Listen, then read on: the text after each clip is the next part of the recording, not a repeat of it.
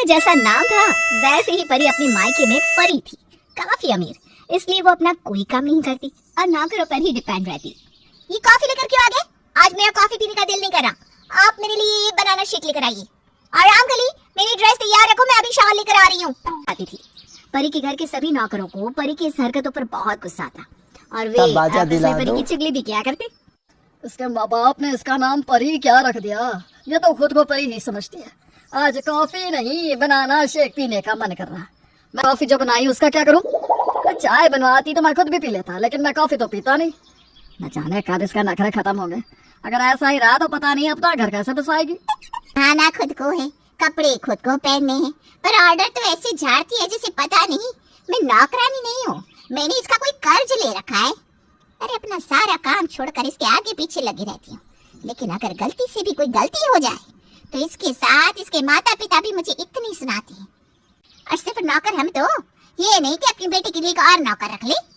अरे जो लड़की मायके में कुछ नहीं करती वो लड़की ससुराल में नौकरों से भी बदतर जिंदगी जीती है। ये बड़ी महारानी बनी फिरती है ना।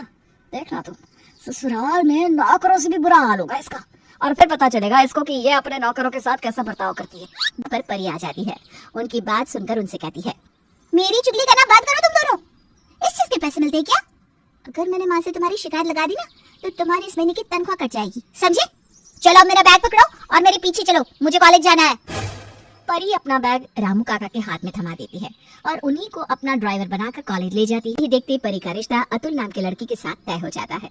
पर परी अभी शादी नहीं करना चाहती थी, इसलिए वो शादी के लिए इनकार करने लगती है। अभी मेरी किसी भी दोस्त की शादी नहीं हुई, मुझे भी शादी नहीं करनी। मुझे तो अपने जैसे किसी राजकुमार का इंतजार है। अरे बेटा, अतुल किसी राजकुमार से कम भी नहीं है। अतुल की फैमिली एजुकेटेड है और बहुत जल्द अतुल की सरकारी नौकरी भी लगने वाली है। ये लोग तो हमसे भी ज्यादा अमीर है। हमारे पास सिर्फ 2 नौकर हैं, पर उनके घर में बहुत सारे नौकर हैं। तो जिंदगी भर रानी की जिंदगी जिएगी बेटा, और वो राजकुमारी बनकर अपने ससुराल में रहेगी। तो वो भी इस रिश्ते के लिए हाँ कर देती है। बहुत जल्द परी की शादी अतुल से हो जाती है। शादी के बाद परी की जिंदगी में सब कुछ अच्छा चल रहा था, पर अफसोस अतुल की सरकारी नौकरी नहीं लग पाती, जिस वजह से अतुल की फैमिली अतुल को खरी खोटी सुनाने लगती है। मेरे सारे बच्चे कामयाब हो गए, पर इस लड़के पर इतना पैसा खर्च करने के बाद भी ये लड़का कामयाब नहीं हुआ। इससे तो अच्छा मैं किसी नौकर पर इतने पैसे खर्च देती। पता नहीं कौन सी घड़ी में ये पैदा हो गया। माँ, नौकरी तो नौकरी होती है ना, और मैं खाली तो नहीं बैठ रहा। सरकारी ना से ही प्राइवेट नौकरी ढूंढ तो रहा हूँ मैं। तो फिर ठीक है, जिस दिन तू महीने का 1 लाख कमाकर मेरे हाथों में देगा उस दिन आकर मुझसे बात करना। जब तक तू काम नहीं करेगा तब तक तेरा और तेरी बीवी का खर्चा मैं नहीं उठाने वाली। तुम दोनों पति पत्नी अपने बारे में खुद सोचो कि कैसे अपनी जिंदगी जियोगे। ये ज्यादा नाराज होती है कि वो अतुल के साथ बेगानों की तरह बर्ताव करती है। साथ ही साथ वो परी को भी कुछ नहीं समझती। घर में इतने नौकर होने के बाद भी अर्चना सारा नौकरों वाला काम अपनी बहू परी से ही करवाती।